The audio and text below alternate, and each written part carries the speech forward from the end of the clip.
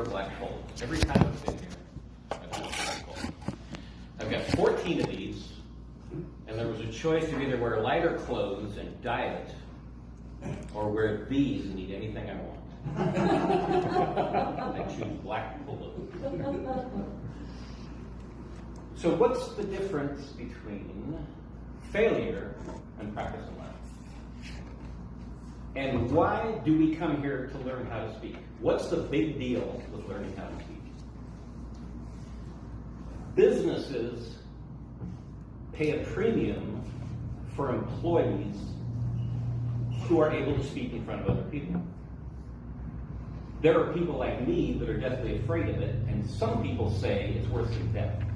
Jerry Seinfeld has a thing in his act that says if you go to a funeral, that there are people in the audience that would rather be in the coffin than up doing the eulogy.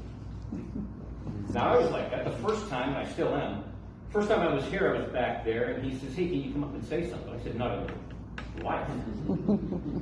And all my friends have told me, you're so good at talking to people one-on-one. I go, yeah, one-on-one. 8 to 80, I can talk to anybody. One-on-one. And I can get on their level, I can make them laugh. I can make them laugh so hard that they pee their pants. Which is funny on an 8-year-old, but not so much on an 8-year-old. The ones in the middle, they have to be on medication. Alethea and I laugh, that's my wife in case you can't know, laugh at everybody. We laugh at ourselves, we laugh at our kids, we laugh at all of you behind your backs. Not kidding. So we figured Toastmasters. We'll come to Toastmasters and we'll learn this. First thing I thought is, what if I fail? What if I practice and learn?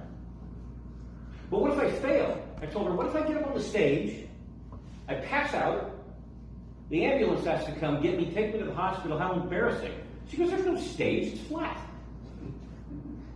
She's right. There's an analogy that I have about baseball. I've played baseball all my life. And then one day, a friend of mine called me, and he says, hey, I've got this blind date. Beautiful girl, 22 years old. This was yesterday. 36 years ago.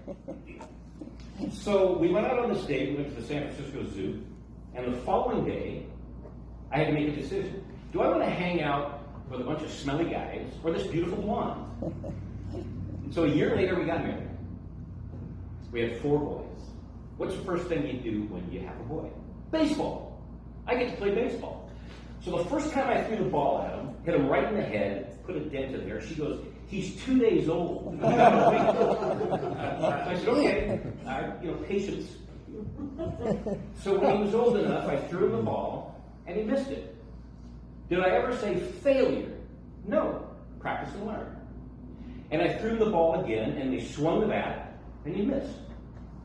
Did I ever say failure? No. Practice and learn. Pretty soon he was hitting the ball over my head. They all were. There's a story that a lot of speakers tell. You've probably heard it. They say, if you go to the Hall of Fame, those are the best ball players in the world. And they fail 70% of the time. I disagree. Much of that failure is practice and learning. If I'm standing watching a pitcher for the first time, and I'm going, I wonder what he's doing. He throws a sidearm. Strike one. I'm a failure. The next time I see him, and he points his right foot a little bit towards second base, and he comes over the top with this curveball that comes down, goes around my head, drops into the catcher's mitt. Strike two. I'm a failure. The third time I'm watching, and I see the bill of his cap come up, and I go, I wonder what kind of... Strike three, 90-mile-an-hour fastball. And what does the umpire say? You're out. You're a failure. And what does everybody in the stand say? Boo, you're a failure. And what does the scorecard guy say? Big 0 for Grant. He's a failure. But what did I learn? I walk back over to my team and I say, hey guys, if he comes through with a sidearm, it's a slider. And if you see his right foot go towards second base, that's a curve. And if you see the brim of his cap come back, he's going to be throwing a fastball. So the next time I'm up, I'm waiting, and I see that sucker, and he turns his foot towards second. I go, here it comes a curveball. And I go, I can't hit a curve. Strike one. He could have thrown me 2 more of those, I would have been out. But I see the cat come up, and I go, this is my pitch. And I rake that sucker into left field, and I'm standing on first base. This is my story. I'm standing on second base. And second base, half the field thinks I'm a failure, 50%, and 50% a success. But I'm not. I'm 100% success. Because I learned, and I executed. So I'm 100% success.